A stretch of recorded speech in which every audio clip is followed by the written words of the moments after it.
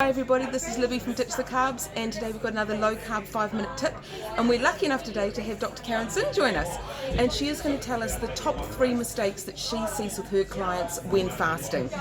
Great, hi Libby, hi everyone. Top mistake, for sure, number one mistake, is when people fast during the day and then they overeat at night. So when you don't eat during the day, typically you feel quite righteous. You also feel that you have gone the whole day with 0 calories, so you feel that you deserve some. And of course, fasting makes food taste nice when you have food. Yep. So what people tend to do is they have their dinner meal, whatever meal they have, and because it tastes so nice and because they're in calorie deficit for the first part of the day, they tend to overeat. And that can be okay for people who might not be wanting to lose weight, but if you are wanting to lose weight, the idea is to try and go without calories. So just watch the amount of food you eat. Don't eat to feel too full. Eat to satiation.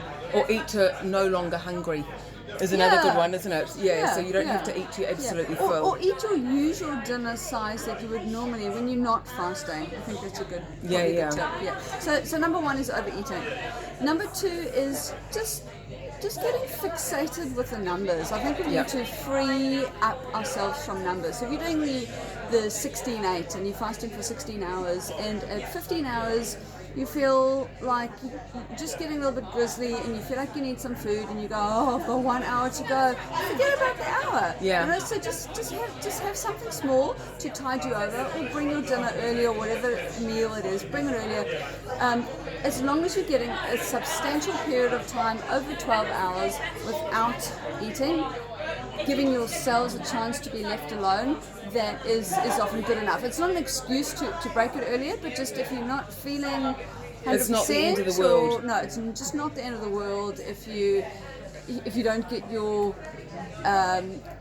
18.0 hours. You know, if you get 17:59, that's absolutely okay. So don't take the numbers too seriously. And I think we talked about it, we touched on it in our interview a while ago about intuitive fasting. Yeah. If you can fast and actually it's that day for you is just not working, then so be it, cut it back by a couple of hours.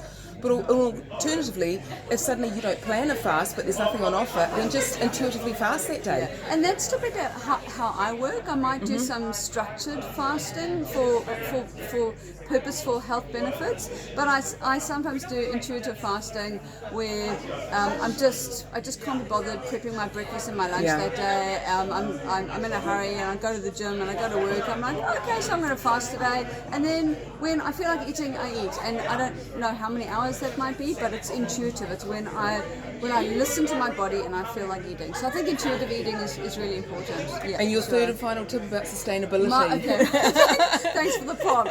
Okay, my third and final, so this is a biggie for me. I think whatever you do now needs to be sustainable long term. So if you're fasting too much, if you're fasting 5 days a week and you think you're going to keep that up for 1 year, I'm not convinced that it's going to be the thing. So choose the smallest amount to start off with, and I think doing something like a 5-2, so maybe doing 2 days where you're missing breakfast, is very, very doable, and that can be kept up forevermore. So and how do you know what's right to you? What's right for you is sometimes you need to do too much to realize that actually it's your limit for me. So you have to kind of fail to bring it back. So start with the smallest amount and work out what works for you, what you can do now that you can do later, and still achieve your goals and get all your micronutrients and be happy and healthy and enjoy your food when you do eat it. Excellent. Well, thank you today, Caryn. That was wonderful welcome. for a 5-minute tip. And for more 5-minute tips, come and see us at ditchthecarbs.com. Okay, bye. Bye.